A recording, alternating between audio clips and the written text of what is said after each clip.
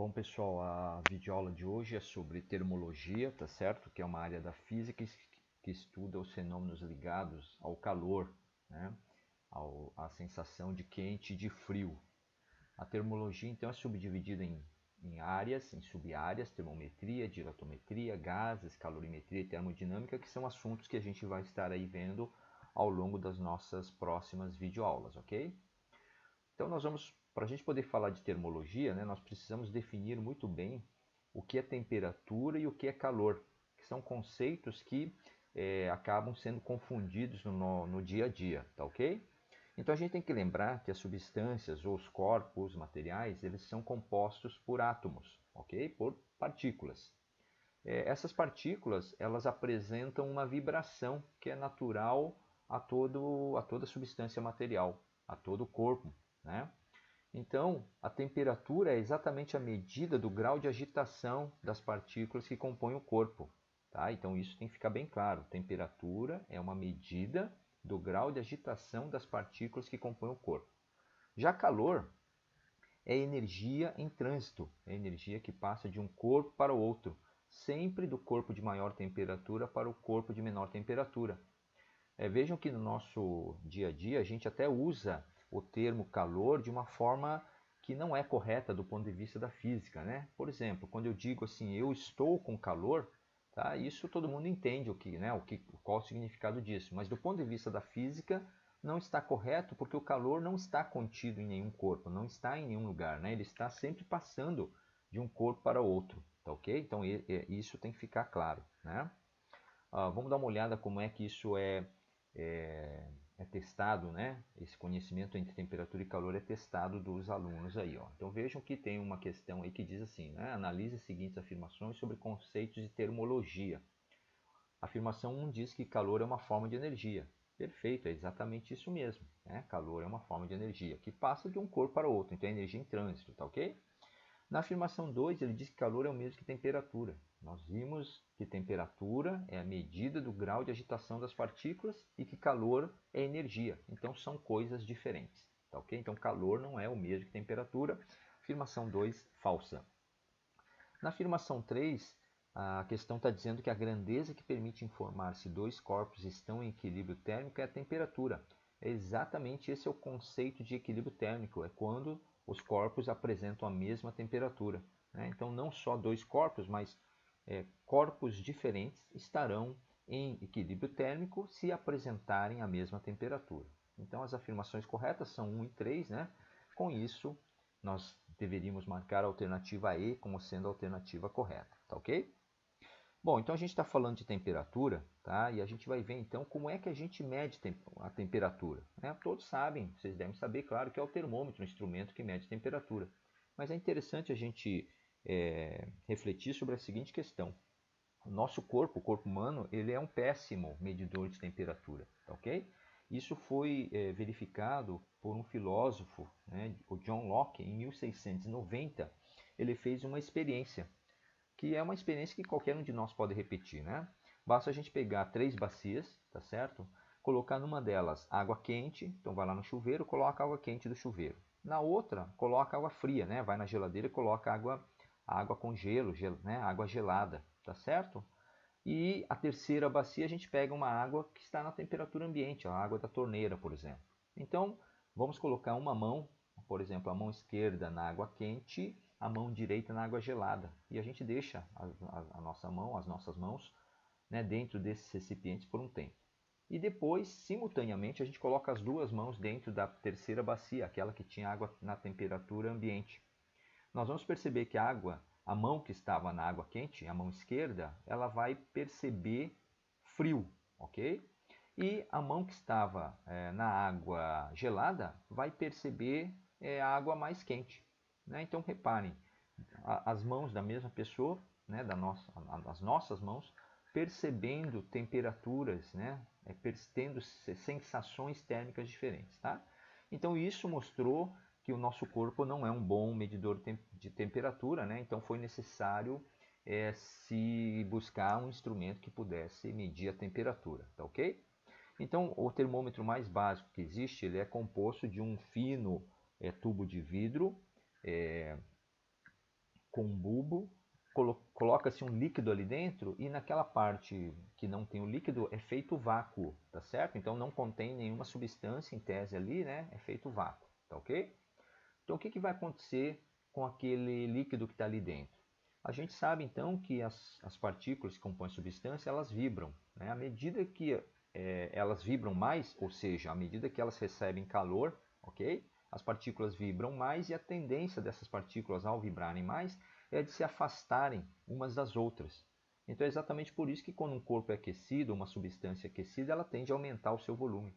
É o que acontece com o líquido ali. Então, quando o líquido, né, o termômetro esquenta, tá certo? O líquido tende a dilatar. Como o único caminho que ele tem, né, para escapar, vamos dizer assim, para onde ir, a parte do líquido, né, o líquido que aumenta de volume, o nível daquele líquido no tubo vai subir, indicando então uma maior temperatura, tá? Então é dessa forma que nós então conseguimos verificar um aumento, né, ou uma diminuição da temperatura utilizando esse dispositivo aí que é o termômetro. Bom, então uma vez que a gente tenha construído o termômetro, certo? O tubinho de vidro com líquido ali dentro, então a gente tem que calibrar esse termômetro, né? Então os cientistas verificaram que quando o gelo está mudando de estado físico, aquela altura ali do líquido no termômetro ele fica estável, ele fica parado enquanto o gelo está derretendo, tá? Então ali é marcado o primeiro ponto fixo no termômetro, ok? Depois, quando a gente coloca a água para ferver e a água está então em ebulição, tá? É colocado o termômetro dentro da água e também novamente o termômetro fica parado num determinado nível, claro, acima daquele nível em que o gelo estava derretendo, né? Então a gente marca o segundo ponto fixo. Normalmente essa experiência ela é feita ao nível do mar, tá ok? Então o termômetro ele é calibrado a uma pressão atmosférica, né, de uma atmosfera, que é a pressão ao nível do mar, tá ok? E depois basta a gente então dividir o espaço entre esses dois pontos fixos em tantos pedacinhos quanto a gente queira, né? Normalmente a gente divide esse espaço entre o primeiro e o segundo ponto fixo em 100 pedacinhos, né? Então existem escalas centígradas, né? Escalas de temperatura em que nós temos 100 pedacinhos, tá certo? Entre o zero, né? Entre o primeiro ponto fixo e o segundo ponto fixo. Que vocês sabem, né? O primeiro ponto fixo na escala comum nossa, graus Celsius é o valor zero, né? O segundo ponto fixo seria o 100, né? 100 graus Celsius, tá ok? Bom, então, relativo ao termômetro, nós temos alguns conceitos associados a ele, né? Um é a propriedade termométrica. Então, o que é a propriedade termométrica? Qual é a propriedade que nós estamos usando para podermos verificar a temperatura? Então, no caso do termômetro da esquerda, é a dilatação de um líquido, né? Nós temos também um outro tipo de termômetro cujo princípio de funcionamento é baseado na dilatação de um material sólido, tá? Então ali tem um arame enrolado em forma de espiral, né, no lado direito ali no cantinho, e que quando esquenta, então essa espiral metálica, tá? Ele dilata, ele aumenta de comprimento e é que ele empurra o ponteiro, né? Então a propriedade termométrica seria a dilatação de sólido ou líquido. A substância termométrica. Então o termômetro de líquido, normalmente o líquido ali vermelho é álcool, tá ok? O álcool a gente sabe ele não é vermelho, né? Mas qual é o problema do álcool? Dentro do vidro ele se torna invisível, tá ok? Então é colocado um corante vermelho no caso, né, para que a gente possa então enxergar o nível em que está o álcool ali, tá ok? Outra substância termométrica muito comum é o mercúrio, né, que é utilizado naqueles termômetros de vidro em que a gente mede a temperatura do corpo, tá certo? A grandeza termométrica, então, no caso do termômetro à esquerda, seria a altura do líquido, né? No caso do termômetro da direita, seria o comprimento do arame, tá ok? Seria então qual é a grandeza que varia, né, com a temperatura. E pontos fixos, nós já tínhamos falado, né, no slide anterior, o primeiro ponto fixo corresponde normalmente à temperatura de fusão do gelo, que no caso da escala Celsius, né, como está indicado ali no termômetro da esquerda, corresponde ao valor 0 graus Celsius. O segundo ponto fixo corresponde à temperatura de ebulição da água, né, ao nível do mar, que é o valor na escala Celsius, né, de 100 graus Celsius, tá ok? Vamos ver aí uma animaçãozinha rápida que mostra o que acontece então com o termômetro da esquerda e da direita, né, quando há um aumento da temperatura, tá certo? Bom, E para a gente então encerrar a aula de hoje, né, só vamos mostrar aí os termômetros mais comuns que nós temos no nosso cotidiano, no nosso contexto, né, no nosso contexto de vida. Tá? O termômetro de álcool, que ali no caso, né, tem a escala em graus Celsius e a escala em graus Fahrenheit. Né? A escala Fahrenheit, nós vamos ver, é muito usado ainda, principalmente nos Estados Unidos. Né? Esse termômetro aqui é aquele de ponteiro, também está medindo temperatura nas escalas, né, graus Celsius e graus Fahrenheit. Se vocês separarem ali no mostrador, tem essas duas escalas. O termômetro de mercúrio, que é para medir a temperatura do corpo, né, é usado o mercúrio porque, vocês sabem, o mercúrio ele não escoa com facilidade. Né? Por isso que quando a gente vai usar esse termômetro, é necessário chacoalhá-lo para que o mercúrio desça ali para o bulbo, certo?